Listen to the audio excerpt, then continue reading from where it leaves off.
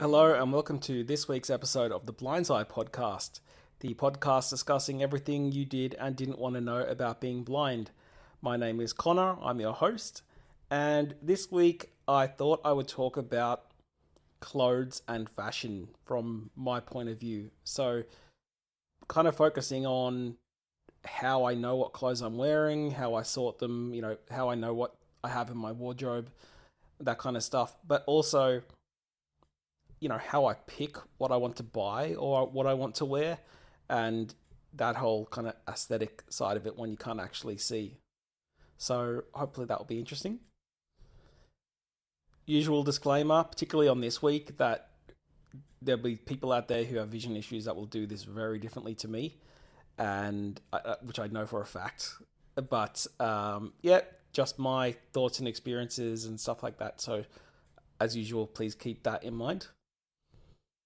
So I thought a good place to start with this would be explaining how my wardrobe is set up. And I realize some of this is just going to be how everybody does stuff, but this is how I do mine. So I have 4 or 5 drawers in there, and I always make sure that that drawer stays the same in terms of what's in there. So the socks are always in the same drawer, the boxes are always in the same drawer, the shorts, the t-shirts.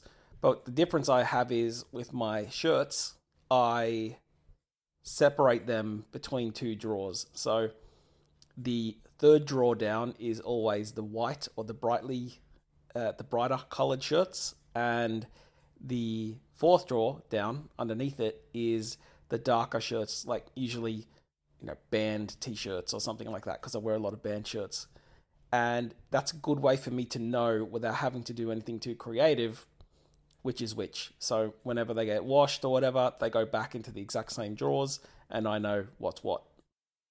Similarly with the stuff that I hang up, so I have these 2 rods in the wardrobe where you can hang your clothes hangers, and the top rod I just have for all the stuff that's for my upper body. So that's where I have jumpers, jackets, button up t-shirts, stuff like that. And I will always have, say, the jackets and the jumpers on the right hand side of that rod, and then the button up collared shirts or whatever to the left hand side. So that's a nice easy little way for me to know that's kind of the area I'm looking for. And the same with the bottom rod. So the bottom rod I have my jeans and chinos and trackies and all that, but I always make sure that they're roughly in the same area on the rod. So then if I know, okay, I need to get jeans, then I know I can go in and start looking to the right or whatever. So it's just a really simple way for me to know what's going on. And as I said, I think most people probably do this kind of stuff in their own house anyway, even if they can see, just as a, normal organizational thing. But I guess you might not have thought about just how useful it is and a simple solution for somebody like me.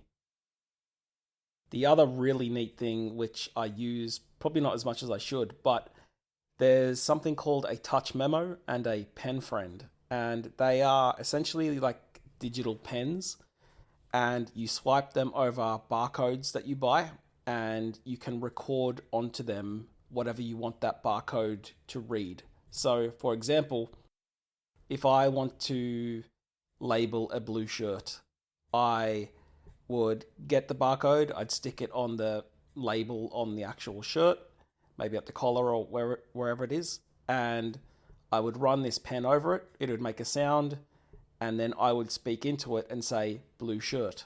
So the next time I run that pen over that barcode, it will say back to me what I recorded. So it'll tell me it's a blue shirt. And I do that for CDs and, tablets and stuff like in the bathroom and things like that. So that's a really quick way of doing it. But, unfortunately for me, I kind of don't really like to wear that, like 2 different kinds of clothes. I kind of forget that I forget that the world is a very visual place. So I kind of just like to wear what I like to wear, and that doesn't end up being too varied of a thing. So I end up just kind of using clothes that I definitely know the feel of, that I don't actually need to grab this pen out for, because every time you get in clothes or something, you kind of don't want to be going, oh, where's the pen? Is it charged? You know, have the barcodes fallen off and all this kind of stuff. So for me, it's an option that I have, but it's probably not an option I really find I have to use, at least not at the moment. And it's the same with my shoes. I mean, I only really rotate maybe three pairs of shoes anyway. So, and basically they're just functional. So, one is for working out, one is for everyday casual use, and one is for going out. Like, leather shoes that would be like really nice or something like that. So they all feel completely different to each other. And that, yeah, so it's very straightforward to me. I unfortunately have the issue where I just come in the door and I just kick the shoes off and I don't pay any attention to where I've put them. So I'm always running around trying to work out where the hell I dropped everything. I do actually have a funny story about the shoes though once, because I went to visit a friend. Me, him, and his sister went to shops. I think we were getting some drinks or something. We went into the shop, walked around, got back to the car, and my mate Guy, his sister Giselle, goes, you're wearing two different shoes? And I had no idea, because I think I was wearing one of my casual shoes and I was wearing one runner. And I couldn't fit, like, I hadn't noticed the difference. And I'd been walking around with them. They hadn't really noticed it. I'd be walking around inside the shop with two different shoes. And I'm actually pretty, like, stoked, because I've been blind for 18 years and that's only the first time that's ever happened. And as far as I know, the only time since. So, but, these things do happen, but you just got to laugh about it. I mean, hopefully the people in the shop were like, oh my God, but, it's a story to tell, which is, that's life. So that's basically like the organizational stuff out of the way. Now, when it comes to the fashion and the aesthetics, I really struggle for a couple of reasons. One, I never know what the new trend is or whatever, and it's really hard when you kind of have to put your faith in somebody else to kind of almost tell you what's, neat or what's in. So I used to have a lot of trouble where, as you do, your parents or somebody buys you clothes, but they're buying it for you as their child. So, I had an instance where I was going out and I think like my mum was dropping me off and I met some friends, and I think there was a girl there that I was into or something, and she's like, "Oh my God, you and your mum are coordinated colors," or something like that, because my mum was buying clothes that she likes on me, not what I like on me or what other people like on me. But because I don't have the, I guess I'm not able to kind of make that kind of decision in many ways, because I don't know what's cool, what's going on, what trend has changed, and all that kind of stuff. So that was a very embarrassing moment in my life. And from then on, God love my mum. I told her no more clothes. She's not buying anything again without me, like, definitely okaying it in the first place. But it's these kinds of things. So, you know, for me, I find I always go back to that like late 90s, early 2000s look, kind of that that pop punk, like Southern California skate style. And I like, the band t-shirts, I like board shorts, I like Vans and Globes shoes and all that, because for me, I could see then, so I know what that looks like, and I know that I liked that. But this is 20 years later, and I still do like that stuff. But then I guess you have that thing of, well, you're not living in that trend anymore. So it's like, well, do you just persist, or do you kind of get people? Do you run the risk of people going like, what decade is he living in? Because if it was up to me, I'd be still rocking the wallet chain and the Vans and all this kind of stuff. And it's because that I actually know that I was able to make that decision for myself. Whereas now I'm a bit at the mercy of what other people say. Like an example was I was out with some family friends and they were shopping with me. I was with my family friends Lauren and Chris when they were living in Perth, and like they were helping me try to buy some clothes because they're around my age and I trusted their opinion.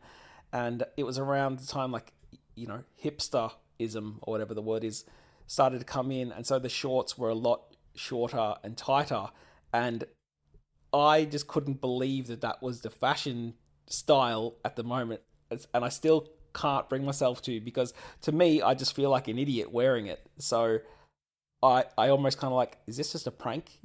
And I know with them it's not a prank, but you can't help but kind of go through your mind like, this can't be what people are wearing. But it is what people are wearing. And for me, I just wasn't able to stomach it because first and foremost, it didn't feel comfortable to me. So what ends up happening is I just wear comfortable stuff. But, most times what's comfortable is kind of casual, and people can think it's kind of lazy and all this kind of stuff. But that's kind of where I'm at. Or when I was at TAFE studying music, I used to wear tracksuit pants. And, here, if you're listening in Australia, if you're wearing tracksuit pants or Canterbury's, you kind of get assumed, you get called a lad, like you're in a gang or you kind of trashy or something. And I didn't know that at the time. I knew what lads were, but I didn't know what they wore. So people would say, "Oh, are you a lad?" I'm like, I don't know what that means. And they're like, "You're wearing these kinds of tracksuit pants." And for me, I was like, they're comfortable and easy. Uh, so I had no idea what was going on. And also, like, my family are from Europe, so tracksuits and stuff like that are much more fashionable in Europe because it's a colder climate. So I kind of find this disconnect between what I want to wear and I guess what everybody else thinks I should be wearing. Finally, on this whole topic, the last thing which I actually did use, which helped with all of this, was a friend of mine put me in touch with. They're basically kind of like a personal shopper service. So, here in Sydney, there's one called Ruby Slipper Styling, and you get in touch with them, and they send you a profile to fill out about, how much you're willing to spend, what you think your style is, what kinds of clothes that you're looking to buy and stuff like that. You send them a picture for your complexion and your size chart or whatever for your upper and lower body. And then what happened was on this particular day, I went into the city and I met this girl from the company, and she brought me into three different shops. And in each of the shops, she already had a dressing room full of clothes that she had already picked out. So she had already uh, looked at my complexion, she had already gotten the right sizes for me and tried to match it with what I thought suits my personality. And that was the thing, because for shopping, I hate that whole thing of going back and forth and not really knowing what's there and trying stuff out and putting it back. So I was able to just walk into three dressing rooms within maybe 100 meters of each other and go, yep, no, yep, no. And then she was able to speak to me about different ways to wear the same kind of stuff, based on whether it's a casual or formal occasion, but also speak to me about colors and sizes. Because, for example, I would always wear baggy shirts because I felt like a baggy shirt wouldn't show if you have any extra weight on you. But I'm not seeing that what that actually can look like is that you are bigger. Whereas to me, wearing a tight shirt would visually probably be more obvious if you had a bit of extra weight on you. So my complete perspective was turned around. Or, I'm very, very white, like I'm an Irish background, and I wear a lot of black, or I like to wear black because, people say black is slimming and black is easy. But black can also make you look gaunt and all these kinds of things because, I don't have the luxury of looking in a mirror. You forget these kinds of things happen. But yeah, it was a great way for me to know, you know, from somebody who wasn't a friend or a family member or something like that, and from somebody who's in that business of what's currently, in how to, I guess, dress myself in a way that I wanted to do and a way that I was happy with, and in a budget format that I was happy to do. And I think I ended up buying like $500 worth of stuff. And it was really handy because usually, my shopping experiences are terrible and I want to kill myself to get out of the shop. But that ended up being a really great experience. So when I, eventually when I want to change clothes again, I'll probably hit them up to do that because it was such a good experience. And no, I'm not sponsored by them, but I feel like I should be. I actually have now. I've just occurred to me. I have actually had a few more different experiences, like with the shoes, of where I was wearing something that I didn't realize I was wearing. So, my very first day of uni, I was wearing a band T-shirt of one of my favorite bands, NoFX, and they're like a punk band. They like to offend people and all this kind of stuff. And all I knew is on the T-shirt was written the words "Never trust a hippie." So I didn't know there was anything else there. I just thought that's what it said. So anyway, the university chaplain started speaking to me and introduced herself and was, going on the religious angle and yada, yada, yada. Had a chat and she said, "Oh, that's a nice shirt." And I'm like, "Oh, thanks very much." She said, "That's, interesting." I said, "Oh, okay." And anyway, so when I saw somebody later, I'm like, what's on my shirt that's so interesting? And so I didn't realize that underneath "Never Trust a Hippie" or above "Never Trust a Hippie," there was a picture of a black Jesus holding a shotgun in one hand and a beer in the other. so, so that was my first day of uni meeting the school chaplain. But I had no idea that was it. And I love it. Like it's, the fact that it had that on it just made me want to wear it more. But I had no idea up until that point that that's what I was wearing, or that was the kind of T-shirt I had. So these kinds of things do happen. Anyways, that's it for this week. As usual, you can get in touch with me via email by emailing blindseyepodcast@gmail.com. That's BLINDSEYE podcast@gmail.com. You can tweet me at blindseyepod, and you can find the Facebook page if you just search Blinds Eye Podcast on Facebook. I will speak to you next week. Cheers.